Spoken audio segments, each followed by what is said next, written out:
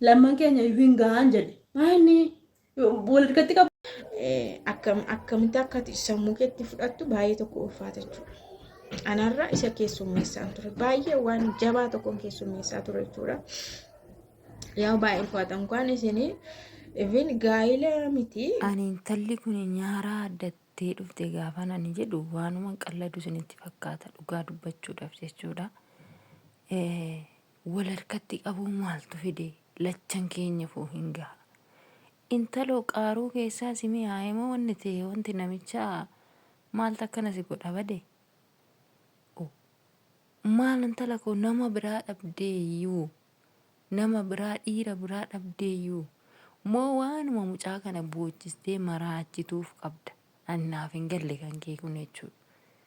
Kan kee kun naa galuu didee jira jechuudha. Akkam akka ati taate maaltu akkasitti bu'ee abiddi maal akkasitti qabate ani hin beeku. Rabbi haa beeku malee. Hay lachan keenya fuunu ga'a wal harkatti qabuu maaltu fida. Maa dhaqxee qabdee abbaa manaa namaa maa qabdee itti rarraate. Si'i barkan dhaqee itti rarra isayyuu wal harkatti qabuu maaltu fideettee dubbattaa bannaatish. Ara lakkii sheemii ilaalladha lakkii sheemii ilaalladhu lakkii waan namarraa busaa'u beeka Oromoon intala nananuu yakkin lakkii.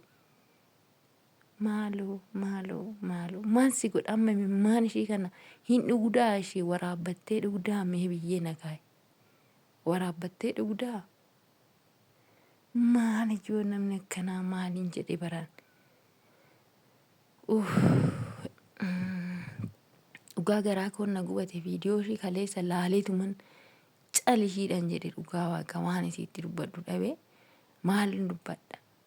Amma naan viidiyoo fayyoon naan ilaalummaa bakka garaan na dadhabe waanan dubbadhu hin dhabe.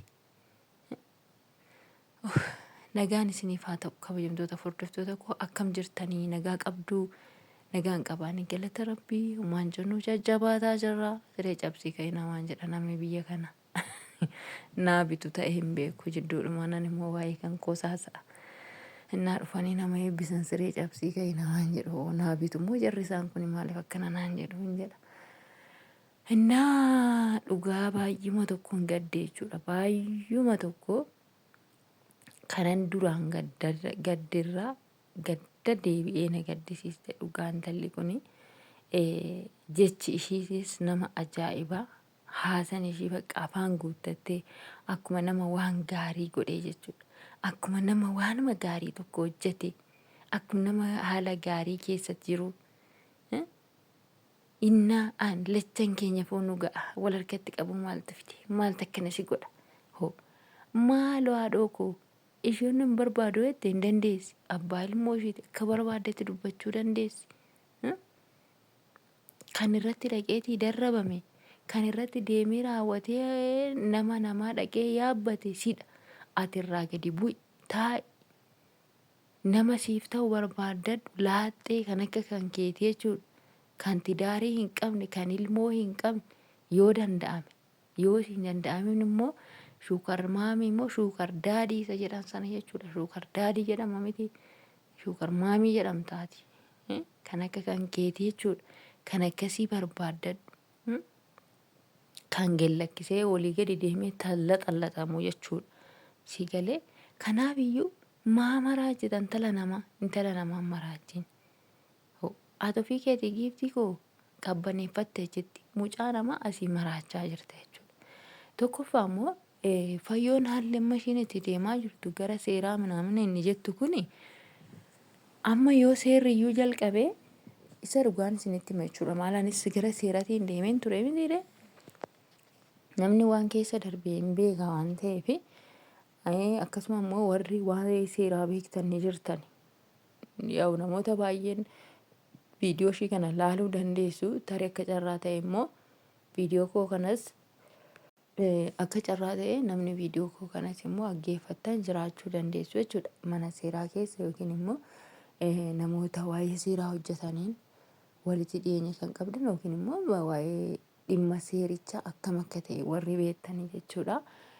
Seerri kamiyyuu gaa'ila osoo jaarsatti deebisee jaarsi hin laaliin jaarsi murteessin seerri murteessu jechuudha.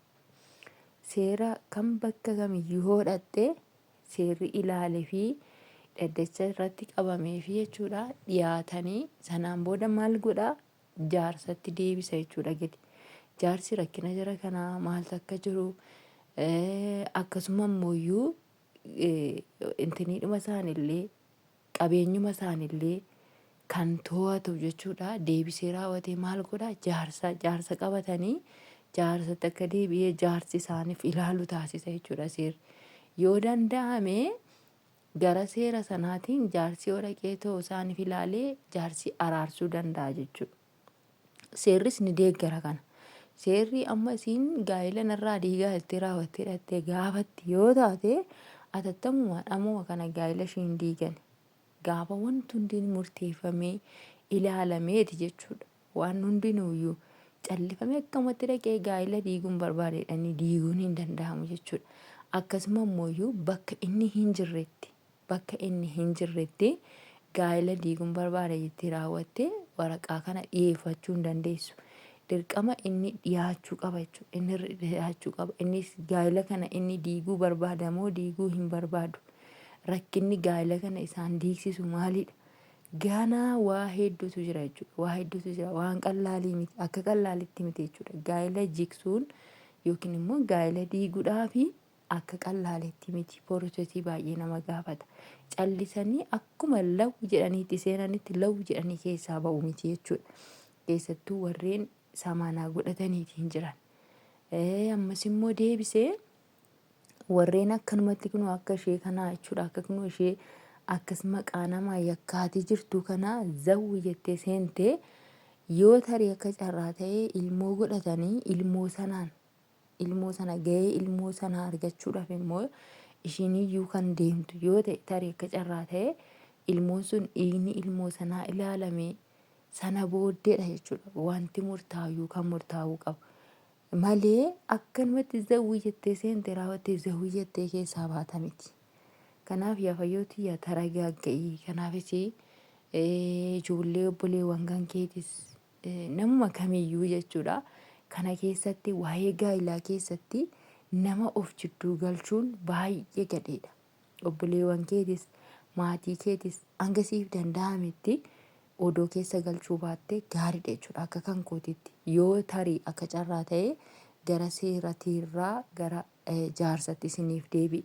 Yookiin immoo obboleewwan kee kan kuni odoo sirra dhufanii loluu hin taane haaluma seera qabeessan gara jaarsatiin jaarsummaadhaan kan siif dubbatan yoo ta'e malee ganaa sirra dhufanii si gargaaranii isaan loluu maal hin beekamu. Namni waan ta'an hin beekan jechuudha. Nuti innaa sana akkasitti wal fixaa baannee kunoo deebinee araaramne. Odoo gaafa sana maatiin koo jidduu galee lafumatti hafa jechuudha.